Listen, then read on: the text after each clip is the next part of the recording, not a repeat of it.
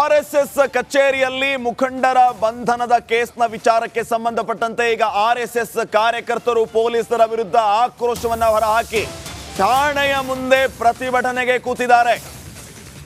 ಪೊಲೀಸರ ವಿರುದ್ಧ ಆರ್ಎಸ್ಎಸ್ ಕಾರ್ಯಕರ್ತರು ಪ್ರತಿಭಟನೆಯನ್ನು ನಡೆಸ್ತಾ ಇರೋದು ಪಾಂಡವಪುರ ಪೊಲೀಸ್ ಸ್ಟೇಷನ್ ಮುಂಭಾಗ. ಠಾಣೆಯ ಮುಂದೆ ಅಡುಗೆ ಮಾಡಿ ಭಜನೆ ಮಾಡಿ ಪ್ರತಿಭಟನೆಗೆ ಇಳಿದಿದ್ದಾರೆ ಆರ್ಎಸ್ಎಸ್ನ ಕಾರ್ಯಕರ್ತರು. ಠಾಣೆಯ ಮುಂದೆ ಆರ್ಎಸ್ಎಸ್ನ ಕಾರ್ಯಕರ್ತರು ಈಗ ಹೆಚ್ಚಿನ ಸಂಖ್ಯೆಯಲ್ಲಿ ಜಮಾವಣೆಯಾಗಿದ್ದಾರೆ. ಕೇಸರಿ ಧ್ವಜವನ್ನ ಹಿಡಿದು ಪೊಲೀಸರ ವಿರುದ್ಧ ಸ್ವಯಂ ಸೇವಕರು ಆಕ್ರೋಶವನ್ನ ವ್ಯಕ್ತಪಡಿಸ್ತಾ ಇದ್ದಾರೆ. ಕಾರಣ ನಿನ್ನೆ ಆರ್ಎಸ್ಎಸ್ ಕಚೇರಿಯಲ್ಲಿ ಬಂಧನಕ್ಕೆ ಪೊಲೀಸರು ಹೋಗಿರ್ತಾರೆ. ಆರ್ಎಸ್ಎಸ್ ಕಚೇರಿಯನ್ನ ನಾವು ದೇವಸ್ಥಾನ ಅಂತ ಭಾವಿಸ್ತೀವಿ, ಆದ್ರೆ ಪೊಲೀಸರು ಕಾಲಲ್ಲಿ ಶೂ ಹಾಕೊಂಡು ಇಡೀ ಆಫೀಸ್ ತುಂಬಾ ಓಡಾಡಿದ್ದಾರೆ, ಕಚೇರಿಯ ತುಂಬಾ. ಇದು ನಮ್ಮ ಭಾವನೆಗೆ ಧಕ್ಕೆ ತಂದಿದೆ, ಇದು ಅಧಿಕಾರದ ದುರುಪಯೋಗ ಅಂತ ಆಕ್ರೋಶ ವ್ಯಕ್ತಪಡಿಸಿ ಪ್ರತಿಭಟನೆಯನ್ನ ನಡೆಸಿದ್ದಾರೆ. ಯಾಕೆ ಮಾಡ್ತಾ ಇದ್ರ? ಹಾಗಾದ್ರೆ ನಮ್ಮ ದೇಶ ಯಾವುದು? ಈ ಮಣ್ಣು ಯಾರ್ದು? ಈ ಮಣ್ಣು ಯಾರ್ದು? ನಾವೆಲ್ಲಿ ಬದುಕಬೇಕು? ಹಿಂದೂಗಳು ಯಾತಕ್ಕೆ ಬದುಕಬೇಕು? ಏನಕ್ಕೋಸ್ಕರ ಬದುಕಬೇಕು? ನಮ್ಗೆ ಜಾಗ ಇಲ್ವಾ? ನಮ್ಗೆ ಬೇರೆ ಜಾಗ ಕೊಟ್ಬಿಡಿ, ಒಂದು ಬೇರೆ ದೇಶದಲ್ಲಿ ನಾವಿರ್ತೀವಿ. ನಾವು ಬಹುಸಂಖ್ಯಾತರಾಗಿ ಭಿಕ್ಷುಕರಂಗೆ ಬದುಕಬೇಕಾ? ಯಾವುದೇ ಸರ್ಕಾರ ಬರಲಿ ನಮ್ಮ ಮೇಲೆ ಆಕ್ರೋಶ ಮಾಡ್ತೀರಾ? ನಾವೇನಾದ್ರು ಭಯೋತ್ಪಾದಕರ? ನಾವೇನಾದ್ರೂ ಸಾಮಾಜಿಕ ಇದು ಗೂಂಡಾವರ್ತನೆ ಮಾಡ್ತಾ ಇದ್ದೀವಾ? ಈ ಬಗ್ಗೆ ಇನ್ನಷ್ಟು ಮಾಹಿತಿಯನ್ನ ನೀಡ್ತಾರೆ ನನ್ನ ಕೊಲೀಗ ರಂಜಿತ್. ಈಗ ನೇರ ಸಂಪರ್ಕದಲ್ಲಿ ಜಾಯ್ನ್ ಆಗ್ತಾ ಇದ್ದಾರೆ ಪಾಂಡವಪುರ ಸ್ಟೇಷನ್ ಇಂದಾನೆ. ರಂಜಿತ್, ಗಮನಿಸ್ತಾ ಇದ್ದೀವಿ, ನಮ್ಮ ಭಾವನೆಗೆ ಧಕ್ಕೆ ತರುವಂತಹ ಕೆಲಸ ಆಗಿದೆ ಅನ್ನುವಂತಹ ಗಂಭೀರ ಆರೋಪ ಆರ್ಎಸ್ಎಸ್ ಕಾರ್ಯಕರ್ತರದು. ಇದರ ಜೊತೆಗೆ ಈ ಒಂದು ಘಟನೆಗೆ ಕಾರಣೀಕರ್ತ ಆದಂತಹ ಇನ್ಸ್ಪೆಕ್ಟರ್, ಡಿವೈಎಸ್ಪಿ ಎಲ್ಲರನ್ನು ಸಸ್ಪೆಂಡ್ ಮಾಡಬೇಕು ಅನ್ನುವಂತಹ ಆಗ್ರಹ ಕೇಳಿ ಬರ್ತಾ ಇದೆ. ಸದ್ಯಕ್ಕಿನ ಪರಿಸ್ಥಿತಿಯ ಬಗ್ಗೆ ವಿವರಣೆಯನ್ನು ನೀಡುವುದಾದ್ರೆ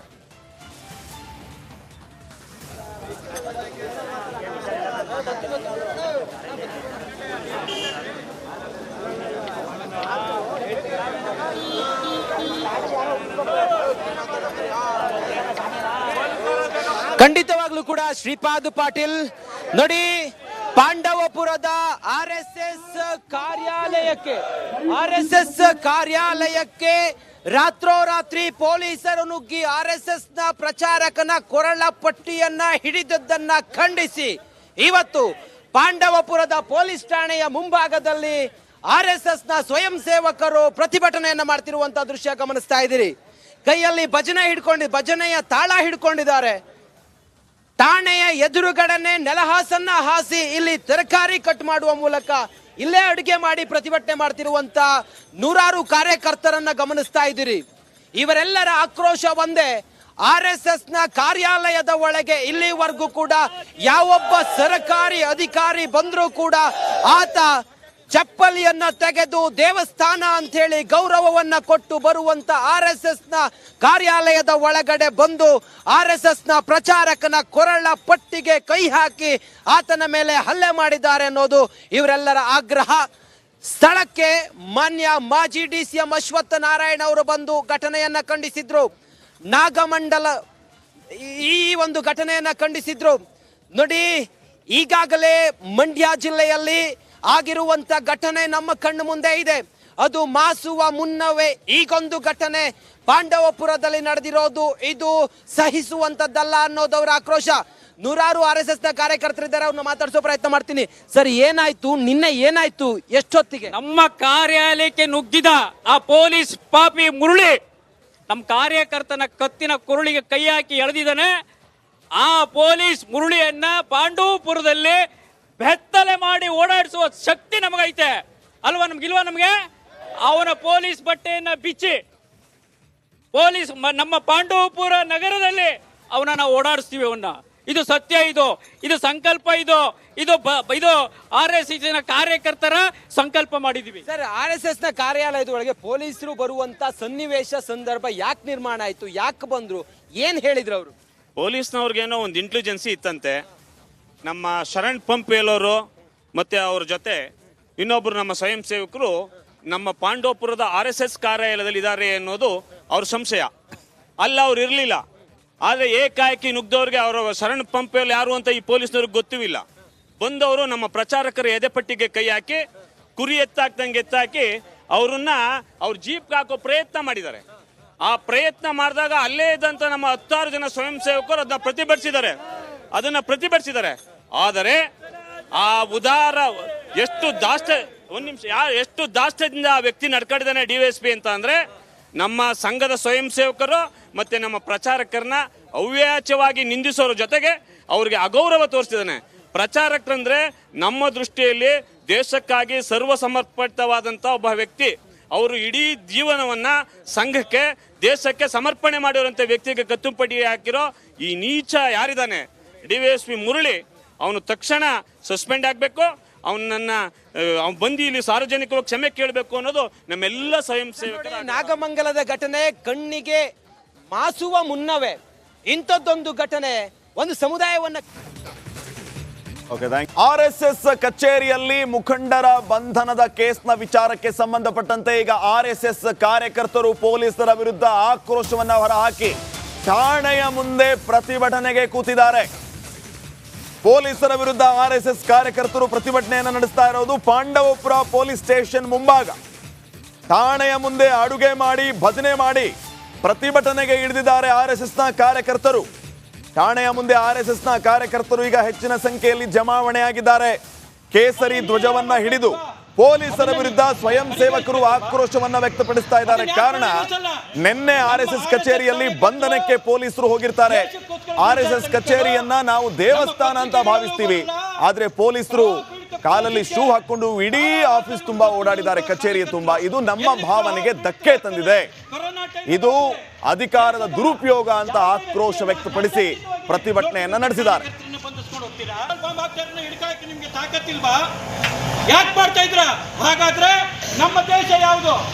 ಈ ಮಣ್ಣು ಯಾರ್ದು? ಈ ಮಣ್ಣು ಯಾರ್ದು? ನಾವೆಲ್ಲಿ ಬದುಕಬೇಕು? ಹಿಂದೂಗಳು ಯಾತಕ್ಕೆ ಬದುಕಬೇಕು? ಏನಕ್ಕೋಸ್ಕರ ಬದುಕಬೇಕು? ನಮ್ಗೆ ಜಾಗ ಇಲ್ವಾ? ನಮ್ಗೆ ಬೇರೆ ಜಾಗ ಕೊಟ್ಬಿಡಿ, ಬೇರೆ ದೇಶದಲ್ಲಿ ನಾವಿರ್ತೀವಿ. ನಾವು ಬಹುಸಂಖ್ಯಾತರಾಗಿ ಭಿಕ್ಷುಕರಂಗೆ ಬದುಕಬೇಕಾ? ಯಾವುದೇ ಸರ್ಕಾರ ಬರಲಿ ನಮ್ಮ ಮೇಲೆ ಆಕ್ರೋಶ ಮಾಡ್ತೀರಾ?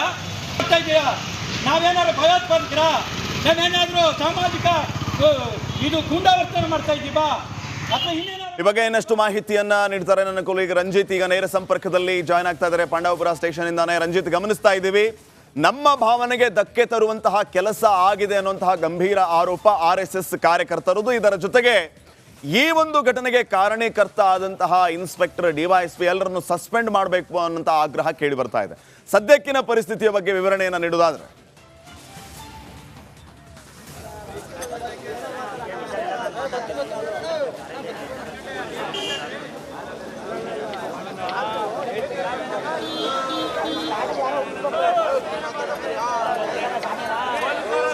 ಖಂಡಿತವಾಗ್ಲೂ ಕೂಡ ಶ್ರೀಪಾದ್ ಪಾಟೀಲ್ ನೋಡಿ, ಪಾಂಡವಪುರದ RSS ಕಾರ್ಯಾಲಯಕ್ಕೆ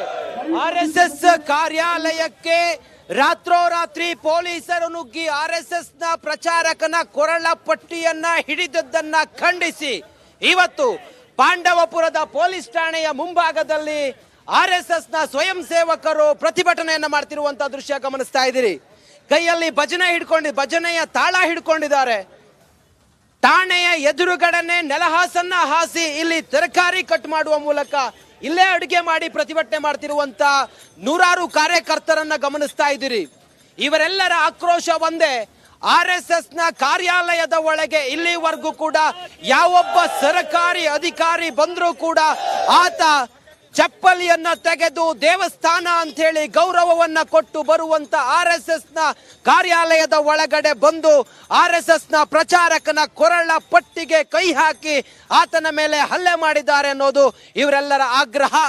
ಸ್ಥಳಕ್ಕೆ ಮಾನ್ಯ ಮಾಜಿ DCM ಅಶ್ವತ್ಥ ನಾರಾಯಣ ಅವರು ಬಂದು ಘಟನೆಯನ್ನ ಖಂಡಿಸಿದ್ರು.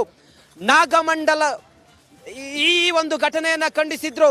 ನೋಡಿ, ಈಗಾಗಲೇ ಮಂಡ್ಯ ಜಿಲ್ಲೆಯಲ್ಲಿ ಆಗಿರುವಂತ ಘಟನೆ ನಮ್ಮ ಕಣ್ಣು ಮುಂದೆ ಇದೆ.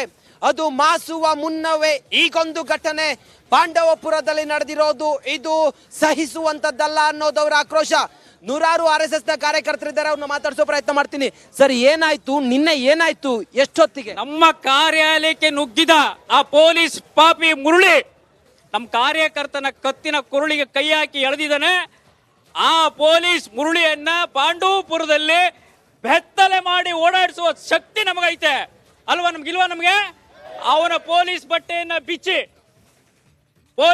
ನಮ್ಮ ಪಾಂಡವಪುರ ನಗರದಲ್ಲಿ ಅವನನ್ನ ಓಡಾಡಿಸ್ತೀವಿ. ಅವನ್ನ ಇದು ಸತ್ಯ, ಇದು ಸಂಕಲ್ಪ, ಇದು RSS ಕಾರ್ಯಕರ್ತರ ಸಂಕಲ್ಪ ಮಾಡಿದೀವಿ. ಸರ್, RSS ನ ಕಾರ್ಯಾಲಯದ ಒಳಗೆ ಪೊಲೀಸರು ಬರುವಂತ ಸನ್ನಿವೇಶ ಸಂದರ್ಭ ಯಾಕೆ ನಿರ್ಮಾಣ ಆಯ್ತು, ಯಾಕೆ ಬಂದ್ರು, ಏನ್ ಹೇಳಿದ್ರು ಅವರು? ಪೊಲೀಸ್ನವ್ರಿಗೇನೋ ಒಂದು ಇಂಟೆಲಿಜೆನ್ಸಿ ಇತ್ತಂತೆ. ನಮ್ಮ ಶರಣ್ ಪಂಪ್ ಹೇಳೋರು ಮತ್ತೆ ಅವ್ರ ಜೊತೆ ಇನ್ನೊಬ್ರು ನಮ್ಮ ಸ್ವಯಂ ಸೇವಕರು ನಮ್ಮ ಪಾಂಡವಪುರದ RSS ಕಾರ್ಯಾಲಯದಲ್ಲಿ ಇದ್ದಾರೆ ಅನ್ನೋದು ಅವ್ರ ಸಂಶಯ. ಅಲ್ಲ, ಅವ್ರು ಇರಲಿಲ್ಲ.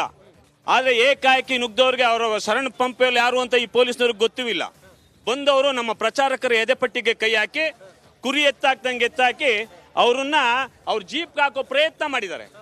ಆ ಪ್ರಯತ್ನ ಮಾಡಿದಾಗ ಅಲ್ಲೇ ಇದ್ದಂತ ನಮ್ಮ 10 ಜನ ಸ್ವಯಂ ಸೇವಕರು ಅದನ್ನ ಪ್ರತಿಭಟಿಸಿದ್ದಾರೆ. ಆದರೆ ಆ ಉದಾರ ಎಷ್ಟು ದಾಷ್ಟ್ಯದಿಂದ ಆ ವ್ಯಕ್ತಿ ನಡ್ಕೊಂಡಿದ್ದಾನೆ DYSP ಅಂತ ಅಂದ್ರೆ, ನಮ್ಮ ಸಂಘದ ಸ್ವಯಂ ಸೇವಕರು ಮತ್ತೆ ನಮ್ಮ ಪ್ರಚಾರಕರನ್ನ ಅವ್ಯಾಚ್ಯವಾಗಿ ನಿಂದಿಸೋರ ಜೊತೆಗೆ ಅವ್ರಿಗೆ ಅಗೌರವ ತೋರಿಸಿದ್ದಾನೆ. ಪ್ರಚಾರಕರಂದ್ರೆ ನಮ್ಮ ದೃಷ್ಟಿಯಲ್ಲಿ ದೇಶಕ್ಕಾಗಿ ಸರ್ವಸಮರ್ಪಿತವಾದಂಥ ಒಬ್ಬ ವ್ಯಕ್ತಿ. ಅವರು ಇಡೀ ಜೀವನವನ್ನ ಸಂಘಕ್ಕೆ, ದೇಶಕ್ಕೆ ಸಮರ್ಪಣೆ ಮಾಡಿರುವಂಥ ವ್ಯಕ್ತಿಗೆ ಕತ್ತುಪಟ್ಟಿ ಹಾಕಿರೋ ಈ ನೀಚ ಯಾರಿದ್ದಾನೆ DYSP ಮುರಳಿ, ಅವನು ತಕ್ಷಣ ಸಸ್ಪೆಂಡ್ ಆಗಬೇಕು. ಅವನನ್ನ ಬಂದು ಇಲ್ಲಿ ಸಾರ್ವಜನಿಕವಾಗಿ ಕ್ಷಮೆ ಕೇಳಬೇಕು ಅನ್ನೋದು ನಮ್ಮೆಲ್ಲ ಸ್ವಯಂ ಸೇವಕರ. ನಾಗಮಂಗಲದ ಘಟನೆ ಕಣ್ಣಿಗೆ ಮಾಸುವ ಮುನ್ನವೇ ಇಂಥದ್ದೊಂದು ಘಟನೆ ಒಂದು ಸಮುದಾಯವನ್ನ